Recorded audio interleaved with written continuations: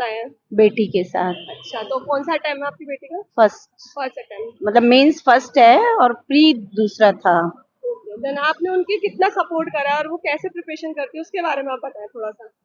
मेरी बेटी जो है वो शुरू से इंटेलिजेंट थी। उसने जेई एडवांस क्रैक किया, आईआईटी बीएचयू से बीटेक किया, गोल्ड मेडलिस्ट है वो वहाँ की। एक दिन ऐसे ही हम लोग खाना खा रहे थे तो उन्होंने कहा, हमने कहा बेटा एक बार यूपीएससी का दे के देखो, तो उसने भर दिया और फिर उसने अपना प्रिपेयर किया। केवल उसकी सेल्फ स्टडी है और घर में रह के ही कर रही है। वो माइक्रोसॉफ्ट में सॉफ्टवेयर इंजीनियर थी। उसने वहां से ब्रेक लिया, फिर उसने हमसे पूछा हम नौकरी छोड़ दे मम्मी, तो मैंने कहा छोड़ दो यदि तुम्हें यहाँ एक वन साइडेड रहो।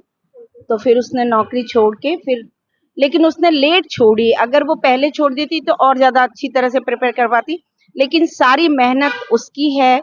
हम लोगों ने तो उसको जो सुविधाएं थी वो देने की कोशिश की। सुविधाओं में भी क्या, खाना पीना, कमरा, ये सब। तो जैसे कि कई बार बच्चे पढ़ते पढ़ते बहुत डिप्रेस हो जाते हैं, एग्जाम देने के बाद कई बार नहीं निकलता तो बहुत डिप्रेस हो जाते हैं, तो उस टाइम हाँ, पेरेंट्स को कितना सपोर्ट रहता है कि वो नहीं डिप्रेस तो से बाहर कभी हो कभी आए? ऐसे इंसिडेंट हुए कि वो जब ज्यादा प्रिपेयर, तो उसने कहा हमने वहां पे छोड़ रहे थे तो आपने मना क्यों नहीं किया।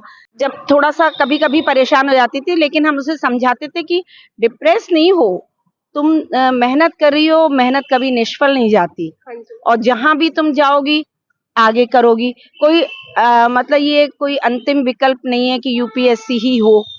यहाँ हो जाए अच्छा है, नहीं हो तो जहां तुम कर रही थी वहां वापस चले जाना।